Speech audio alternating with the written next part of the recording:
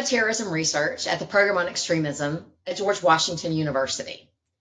The purpose of this series is to delve into the creation of Hamas, the terrorist organization, and examine how they have used the United States to serve their purposes for over 3 decades. On October 7th, 2023, Hamas invaded Israel and raped, tortured, and killed 1,200 people and took almost 250 hostages, some of whom are still held in captivity, including mere babies like Kafir and Ariel Bibas. And within hours of those attacks, organized groups led demonstrations in support of what had happened and in support of Hamas here in the United States. Those groups promoted hate and advocated for the violence against Jewish people. These demonstrations evolved into protests and encampments where the chant "Death to America" was frequent. The question is, how did we get here? The answer lies in the history of the Hamas terrorist organization in the United States, and we are going to tell you about it, starting at the beginning here in episode 1.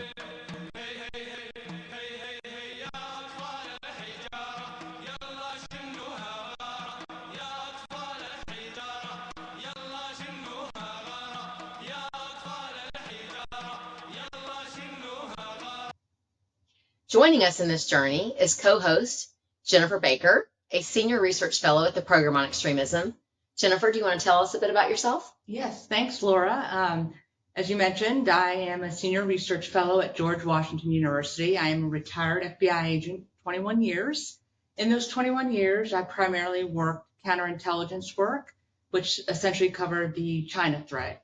Just working espionage, technology transfer, intelligence activities here in the U.S. And my last year, I spent as our campus liaison agent and had a great time doing it. I'm very happy to be here with this podcast, very important podcast. Thank you, Laura. Well, thank you for joining us. And you know what? Let's just get right to it.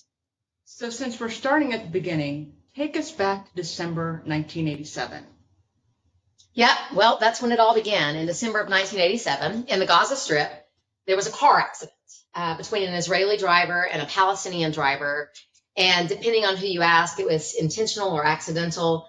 But the important thing about that car accident is it was the spark that served as the flame for the first Intifada, or uprising, in the Gaza Strip. The Intifada was, like I said, an uprising. So it began with protests, boycotts, acts of civil disobedience. And those acts of civil disobedience led to riots and then ultimately violence in Gaza, the West Bank, and Israel. And finally, it morphed into acts of murder. But interestingly, during the first Intifada, numerous Palestinian groups participated in the uprising. At the time, the Palestinian Liberation Organization, which was led by Yasser Arafat, led the charge and encompassed the Palestinian Liberation Organization encompassed groups like Fatah, which was Yasser Arafat's group, the Popular Front for the Liberation of Palestine, the Democratic Front for the Liberation of Palestine, and a few other parties. However, there was an emerging force in Gaza, simmering just under the surface, one whose foundation had been laid over decades by the International Muslim Brotherhood, which is the largest modern-day Islamist movement in the world. And when the first Intifada erupted, the Muslim Brotherhood already had a stronghold in the Gaza Strip, but it also had chapters throughout the world, including the United States. So you bring up the Muslim Brotherhood and refer to them as an Islamist organization. Do you want to tell us what that means? Yes, I think it's an important question, right? So Islam is a religion, whereas Islamism is a political ideology. And it bases its objectives on a very specific interpretation of Islam. Islamists believe, in short, that all aspects of life, society, and government should be governed by their very strict interpretation of Sharia law. Islamists are typically anti-West, anti-democratic, and anti-Semitic. And the Muslim Brotherhood is an Islamist organization? Yes, it is. It was founded, the Muslim Brotherhood, that is, was founded in 1928 by a man named Hassan al-Banna. And it is, like I said, the largest modern day Islamist movement, and its reach spans the globe. It has presence, in most places throughout the world. Interestingly, their foundation, the Muslim Brotherhood's foundation, lies in its social services, and it's what they call dawah, which is really preaching. It's preaching and spreading their ideology to others. And the Muslim Brotherhood believes that through this dawah, they will earn the hearts and minds of the people. And that once they've done that, won the hearts and minds of a population, they believe that violent jihad is appropriate and acceptable to overthrow secular and even non-Islamist governments. Part of their motto is Allah is our objective, the Prophet is our leader, Quran is our law, jihad is our way, and dying in the way of Allah is our highest hope. So what role did the Muslim Brotherhood play in the first Intifada in Gaza? So that's a great question. So when the first Intifada erupted in the Gaza Strip, again in December of 87, the International Muslim Brotherhood blessed the creation of Hamas as its armed wing in the Palestinian territories. And its purpose was to commit jihad against Israel. The Palestinian branch of the Muslim Brotherhood thus became known as the Islamic Resistance Movement, Hamas. So before we get too far into the history, I think it's pretty important for our listeners to understand the structure of Hamas. Great point. So the Hamas is structured, if you think of it in like a triangle, at the top is the decision-making body, right? That's the political bureau. And below that in the pyramid is the military wing, what they call the Izzadin al-Qassam brigades. And then the foundation of the pyramid is in Hamas's social services branch. As we said, it emanated from the Muslim Brotherhood. That social services foundation is important not only to its existence, but also to its success. What they do with that social services foundation is they attempt to win the hearts and minds of the population. And they do this by providing social services to the population with a price. The purpose of providing those social services is that the individuals who receive that and their families feel indebted to Hamas and then will provide services in return, whether Hamas needs support for communications or transportation, or if they need to, use families' homes or schools to hide weapons or to build tunnels underneath. Very key part of that social services branch. But another important part of the social services branch that cannot be understated is the propaganda piece. They use the social services foundation in schools and Islamic centers, and they use it to spread their ideology for the purpose of radicalizing the youth. So that is, basic structure of the Hamas terrorist organization. And when it was created, its spiritual leader in Gaza Strip was a man named Sheikh Ahmed Yassin. So in the very beginning, the primary leader of Hamas was Sheikh Ahmed Yassin in the Gaza Strip. But very quickly, Hamas realized they needed to move their leadership body outside of Gaza and the West Bank because they needed to have their leaders, who had the ability to move and operate outside of the potential reach of Israel, and frankly, even outside of the reach of the Palestinian Liberation Organization, the PLO. Okay, so Hamas is a multifaceted organization? Yes, it is. But all those facets, all those branches, they all work to achieve one goal. People often opine, that Hamas is the only dangerous part of Hamas is its military wing, and that is a false assumption. Mm-hmm. When you look at this terrorist organization, I like to use a shark analogy, and that's because I like to go to the beach and I'm terrified of sharks. But if you're sitting on the beach and your kids are in the water and you see that dreaded dorsal fin pop up in the water, pretty much everyone there can recognize that dorsal fin as a sign of danger. But in reality, the danger lies underneath the water with this, powerful force that's driving that fin, around. That's where what lurks beneath the water, that's where the heart and soul of the danger is, just like with this movement. So if people pontificate or opine that only the military wing of Hamas is a danger, that's patently false. All of Hamas works toward the same agenda, and that is the annihilation of a Western democracy and of a people. Interesting.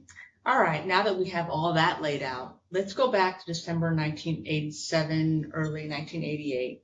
Okay, so going back to then, the Muslim Brotherhood, the International Muslim Brotherhood, had ordered its chapters throughout the world to support Hamas. In one of its historical documents, the Muslim Brotherhood explained why the cause was so important to them. And they said in this document, quote, Palestine is the one for which Muslim Brotherhood prepared armies to liberate it from the abomination and defilement of the children of the Jews. And it went on to say it is a jihad for victory or martyrdom, which is death in this context. It's death in the pursuit of jihad. So that's, what the Muslim Brotherhood was doing during early 1988. Okay. So you said at that time when the first Intifada erupted, the Muslim Brotherhood had a chapter here? Yes, they did. And it was already highly structured, hierarchical. It had an executive board, what they called a Shura Council, and an emir, which you could consider kind of like your chairman of the board. And it had organizations that it operated through, front organizations. It even established its own financial institution that was called the North American Islamic Trust, or NATE. Who is the leader of the U.S. chapter of the Muslim Brotherhood? Musa Abu Marzook. He is the current deputy of the Hamas political bureau, the deputy chief, and he was the architect of Hamas in the United States. Tell us about Marzook. So Marzook was part of the Muslim Brotherhood in the United States in the 80s, and he rose very quickly to power within the Muslim Brotherhood. He attended Colorado State to get his master's degree in the late 80s, and then he moved to Louisiana and sought his PhD in the early 90s. But while he was a student, he was already a senior leader in the U.S. Muslim Brotherhood. And with the creation of Hamas, he oversaw the U.S. Muslim Brotherhood's efforts to support it. Laura, how do you know all this? So in my role as an FBI counterterrorism agent, I was an agent for 23 years and worked almost solely counterterrorism matters, with many of those focused on Hamas specifically. And now in my role as head of terrorism research for the program on extremism, I have studied Hamas extensively. An abundance of evidence has been collected from search warrants and wiretaps over the decades, with some of it even being unearthed from where it was buried in people's yards. And a treasure trove of original documentation was located in the home of a man named Ismail El-Bourassi in 2004 during a search warrant. And we're going to talk a lot about Mr. El-Bourassi, but at the time, the search warrant was executed on his residence in Northern Virginia, and he was one of the original leaders of the U.S.-based Hamas infrastructure. So records taken from his home in 2004 really define a lot of what we're going to be talking about in this series. He and a man named Ahmed Yusuf, we will talk a lot more about him later, were supposed to have destroyed all those documents that were found in Mr. El-Bourassi's home, but they didn't. And those original documents provide huge insight to the history and evolution of Hamas in the United States. Interesting. So when you say they should have destroyed them, what do you mean by that? So even during the first Intifada, the U.S.-based Hamas infrastructure recognized the need for security in its communications. It even had a document classification system, much like what you would see in a law enforcement or intelligence agency like the FBI. They were very concerned about people hearing what they had to say and seeing what they had to say. And part of those procedures included, requirements that documents once used were destroyed.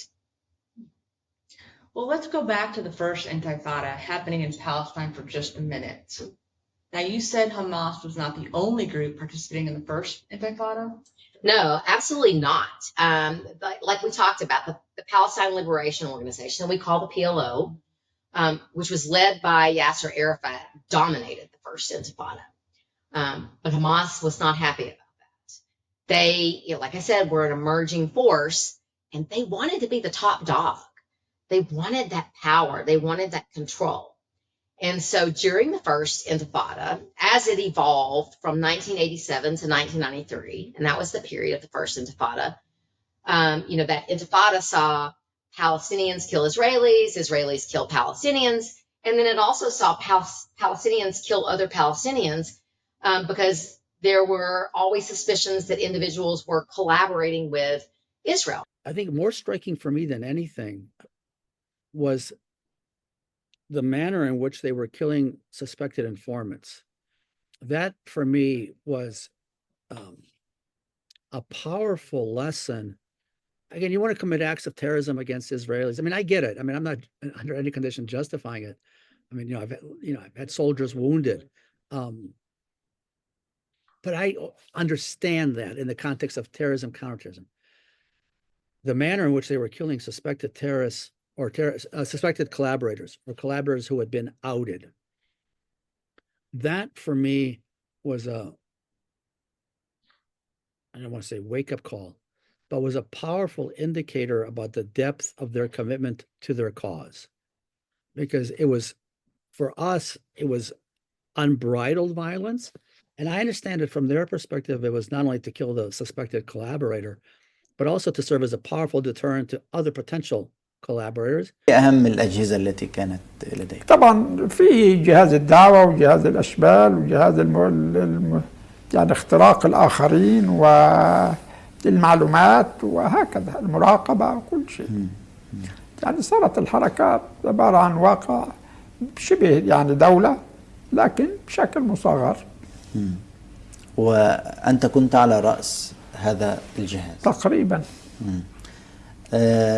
من أحد الأنشطة التي كنتم تقومون بها عملية تصفية العملاء.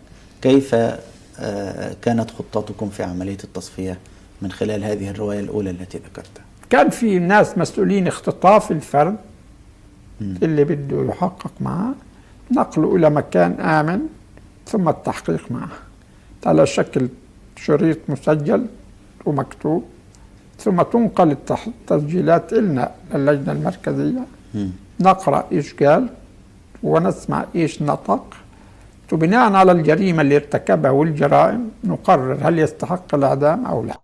And so, there were all of those things going on. While that was going on, Hamas sought to become better organized and better equipped.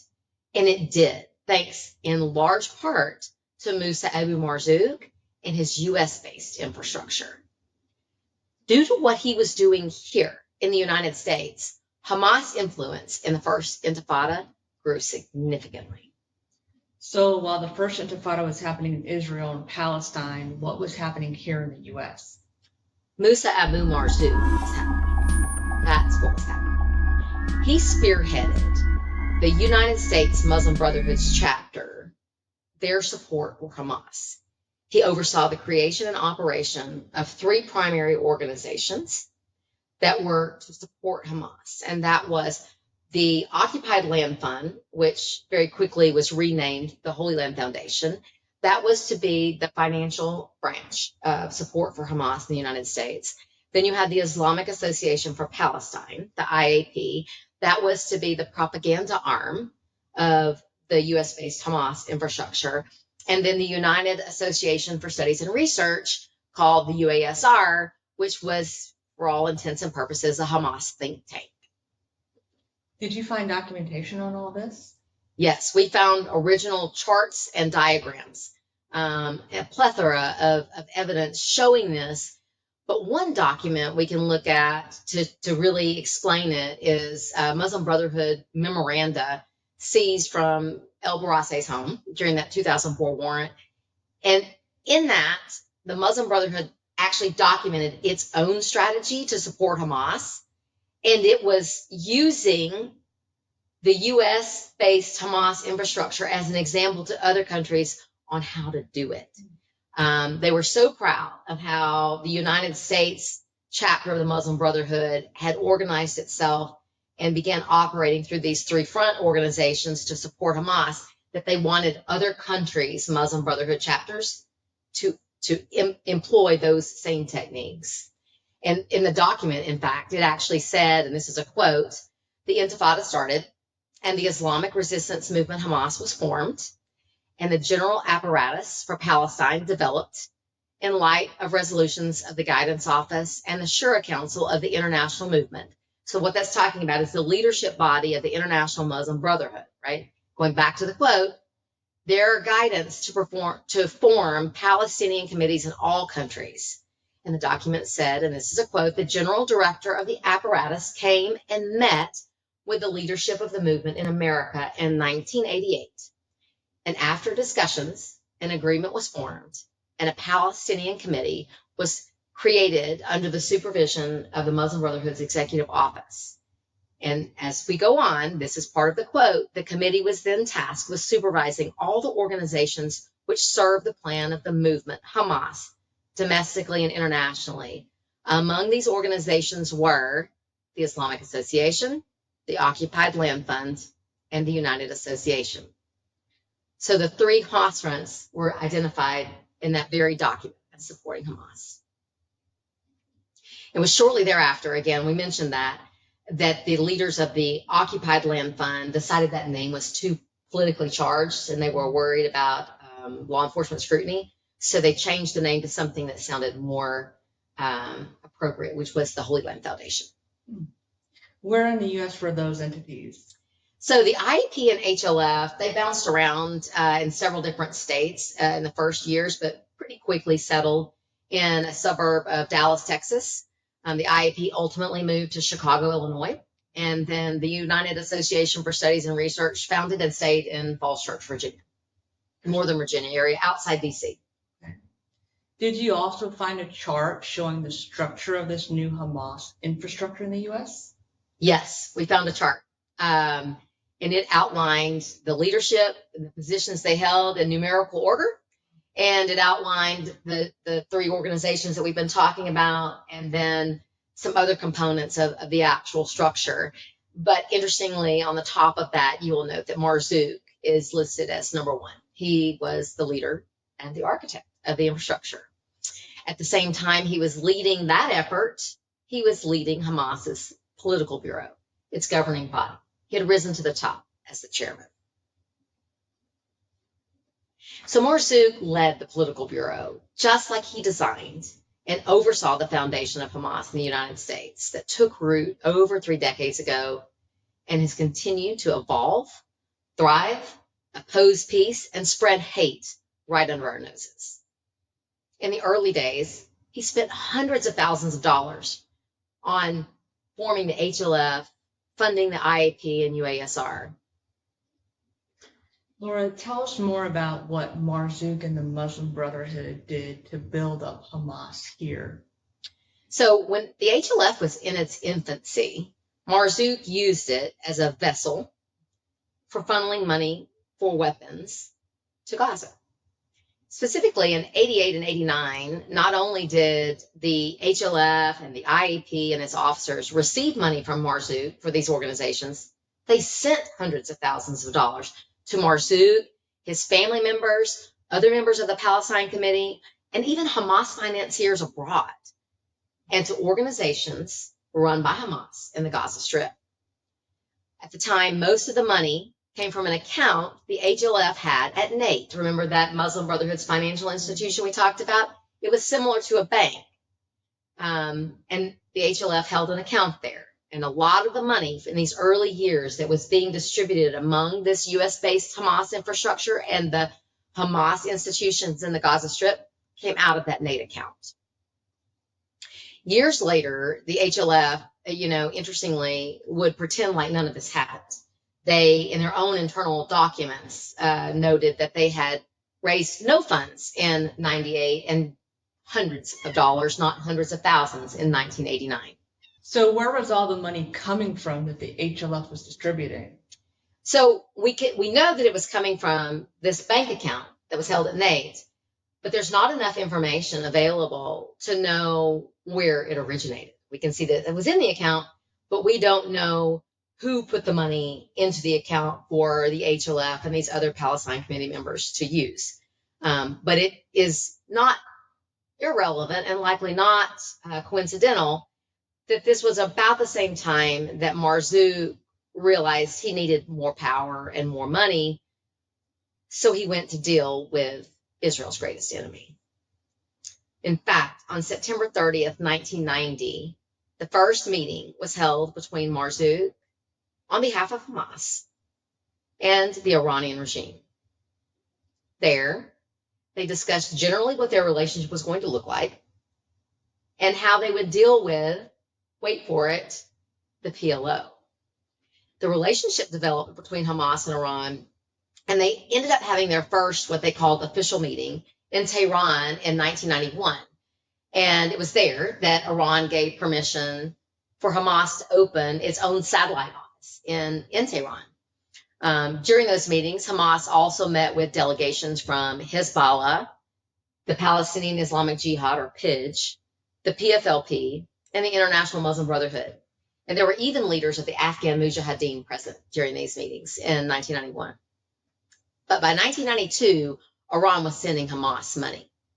And interestingly, in 1992, that's the year Marzook sent over $200,000 to the HLF and to the UASR with no established legitimate source for that income, as his tax filing showed his gross income from that year was $50,000. So Hamas documented Iran's importance to it, saying Iran possesses huge material and resources that they had an interest in. They also noted that Iran wanted to benefit from their relationship with Hamas by advancing their relationship with the International Muslim Brotherhood. Why? Because it was a global movement and its reach well extended beyond what Iran's did at the time. So Laura, in those early years, did Hamas compete with the PLO and Fatah? Yes, it did. Hamas wanted control. And in 1992, Marzook used the U.S.-based infrastructure, including the HLF, a charitable organization, to work toward that. A letter was found in El Barasse's home and all those other materials among Marzook's possessions or documents. And I'm certain it was supposed to have been destroyed according to that security manual that we talked about.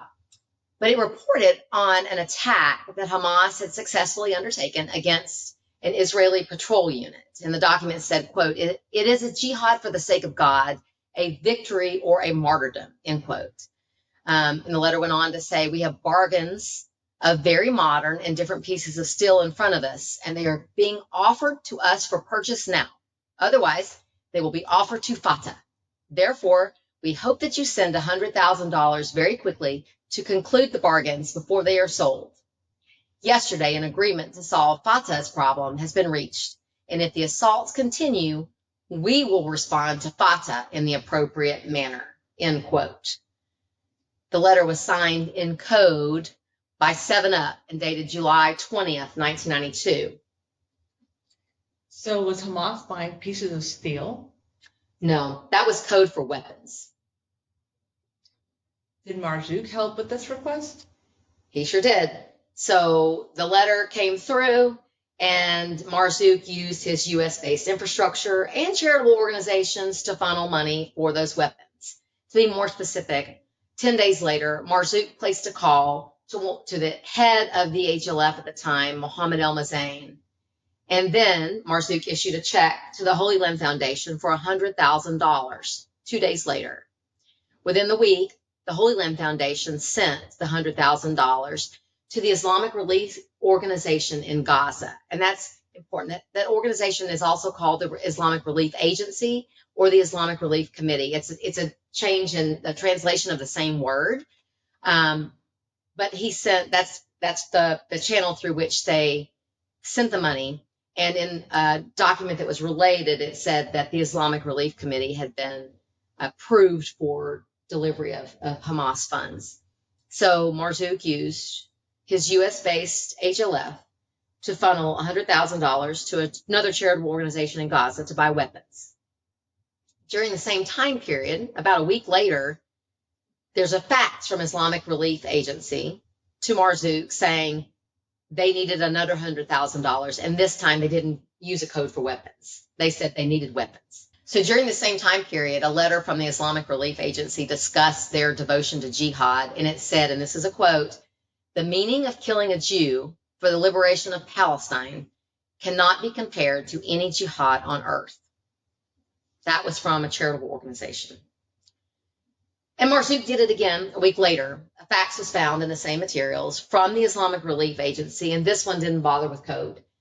It said, "We need $100,000 for weapons," and that the delivery channels were open. And interestingly, it needed that $100,000 for weapons to, and this is a quote, "confront the traitors of Fatah." And Marzook called Mohammed El-Mazain of the HLF and then sent $100,000 to the HLF, and the HLF forwarded it to the Islamic Relief Agency in Gaza. So, and what was Marzook's role in Hamas at the time? He had risen to lead the Hamas Political Bureau as its chairman. And he was washing Hamas's money through charitable fronts in the U.S. and in Gaza to make Hamas more powerful against the PLO. Yeah, and that's really the interesting part right there, right? Is that he was using the money for weapons, and their biggest focus was beating the PLO, not the Israelis. And what Marzook was doing, that was just the beginning.